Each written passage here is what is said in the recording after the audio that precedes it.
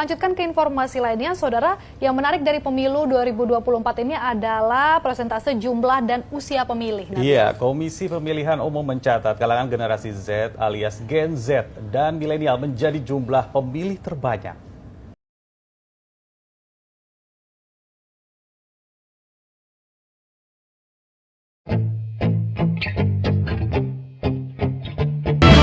Kita milenial, ayo milih, ayo nyoblos. Kita milenial, ayo milih, ayo nyoblos. Indonesia keren sekali, bangsa besar negeri ini. Kita cinta NKRI, lewat pemilu salurkan aspirasi. Jangan golput. Guys, kalian BTW calon presiden dan calon wakil presiden tahun 2024 mau milih siapa nih? Mending golput aja lah.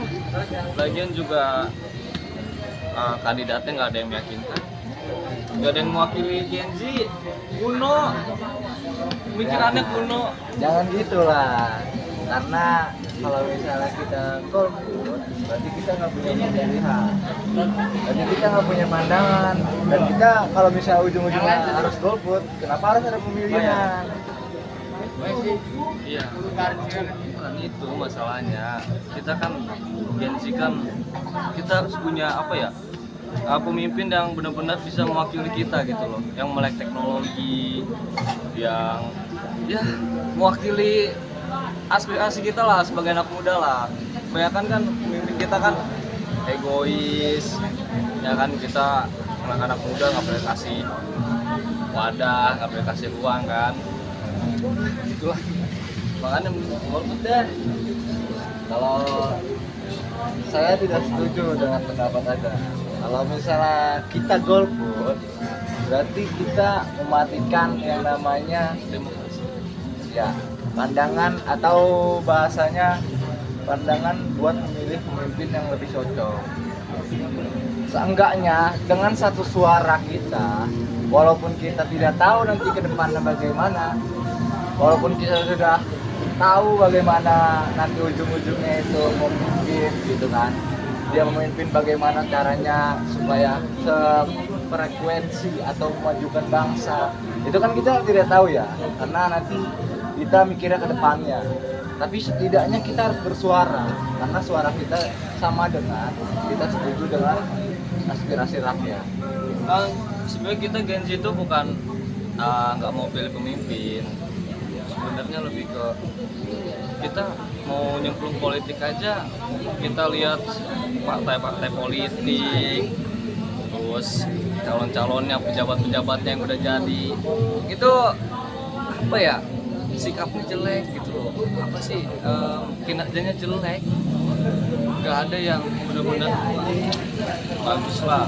Begitu kan kita Gen Z nggak pernah tuh dikasih kesempatan maju kan, dalam hal politik nggak ada, kita dicuekin aja. Yang maju-maju orang tua gitu kan, gimana kita mau ini antisipasi kan, yaitu pendekatan politik di zaman sekarang tuh kaku gitu loh, kita nggak dirangkul.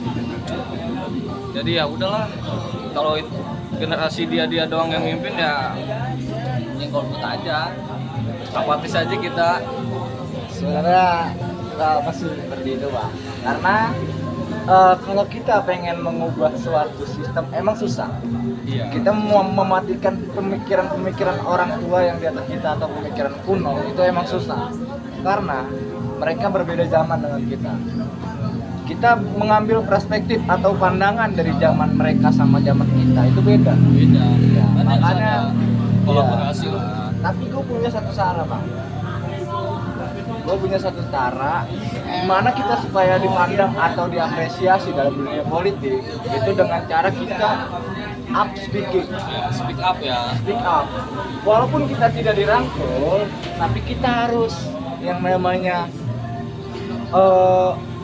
menanamkan itu bahasa politisi atau politik gitu kan. Walaupun itu di dalam lingkup kecil. Karena kalau kita kagak hak politik ataupun itu sama aja kita lagi mematikan demokrasi di Indonesia. Masalahnya yang mematikan demokrasi itu ya pejabat-pejabat itu sendiri kan. Stigma politik itu di Indonesia udah jelek gitu loh. Kita mau maju ke dunia perpolitikan aja udah kita lihat nggak ada yang benar kerjanya gitu kan. Birokrasinya jelek, rapat juga buang-buang anggaran doang. Jadi nggak ada yang bisa meyakinkan kita gitu loh. Kita tuh ketika masuk ke dunia politik apa yang bisa jadi benefit buat kita anak-anak muda gitu loh, prospek apa buat kita anak-anak muda. Kita kan partai politik kan ujung-ujungnya ya nyalon gitu doang kan, nggak ada yang benar-benar buat jangka panjang, cuma stuck di situ aja. Kalau udah nyalon ya udah gitu, nanti lanjutin ke teman-temannya, kawan-kawannya atau kader yang lain gitu kan. Ujung-ujungnya itu terbuat.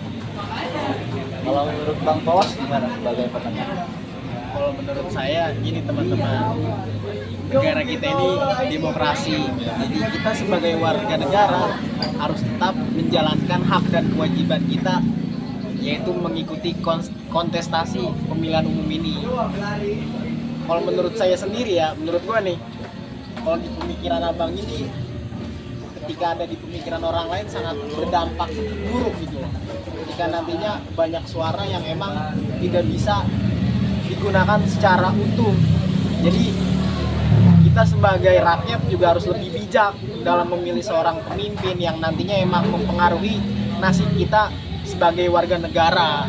Jadi tetap jangan golput dan kita menggunakan partisipasi kita sebagai rakyat untuk menggunakan hak pilih kita di dalam kontestasi pemilihan umum ini. Seperti itu teman-teman.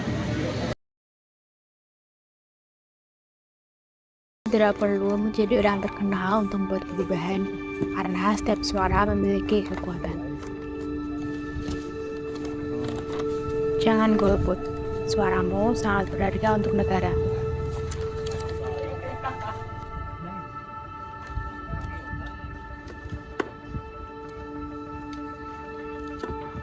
Bersama-sama, kita dapat menciptakan masa depan yang lebih baik.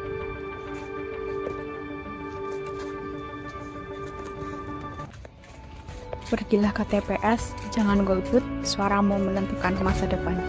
Lintas habis berkali-kali, karena peradaban takkan pernah mati, walau diledakkan diancam Tuhan.